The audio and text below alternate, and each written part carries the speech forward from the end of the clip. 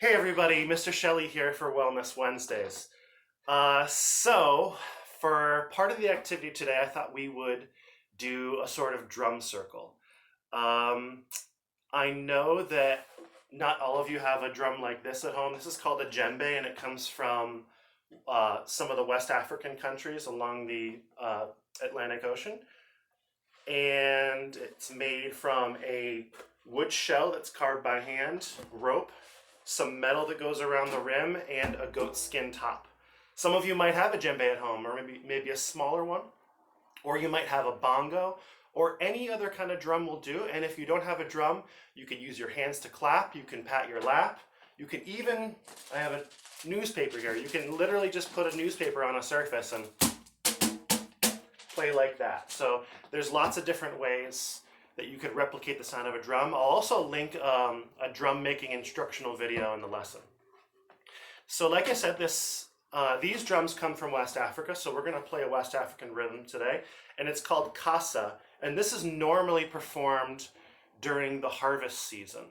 So after the long growing season, the communities come together and they have a big celebration, and the celebration is guided by the musicians. The musicians are actually some of the most important members of the society, because they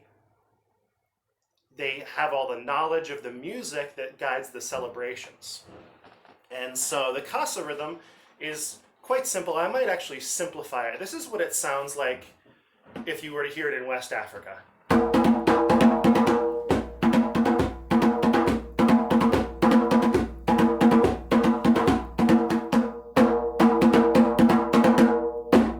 And you'll notice that I'm getting a couple different sounds off the instrument, and some of you might even be able to replicate these on whatever instrument you're using at home. So this is called bass. You use your whole hand, all right?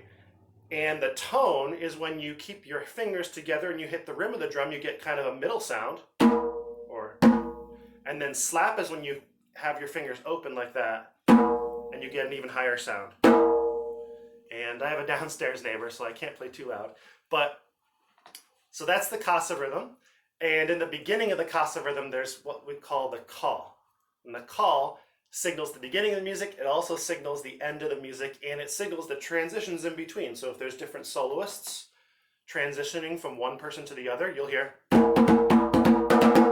right. And so I'll just play that one more time. Okay, so that's the kassa rhythm. So now what I'm going to do is I'm going to slow it down and simplify it, because it took me a long time to even learn that, and a lot of practice. So the best way to kind of slow that down a little bit and simplify it is just like this.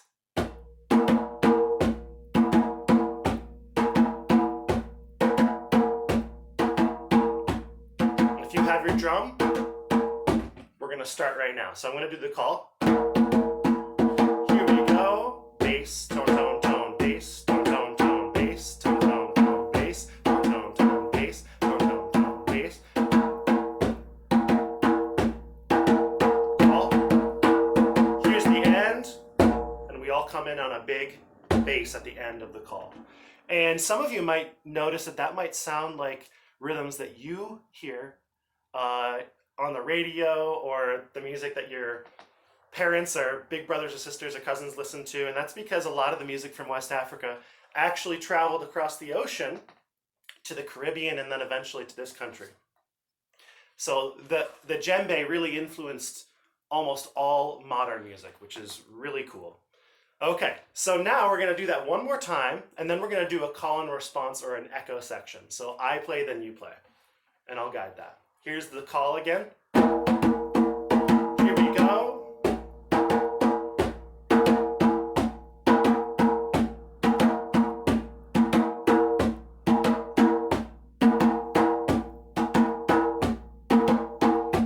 Here's the call, and we'll transition into an echo section.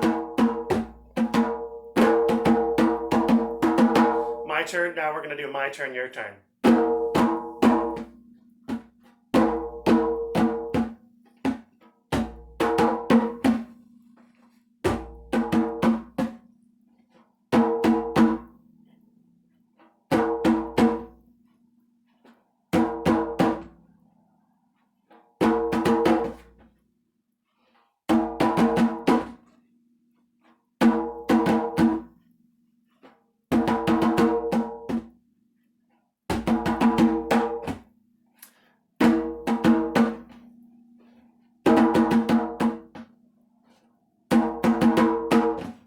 now the call again. We'll go back into the casa. Here we go.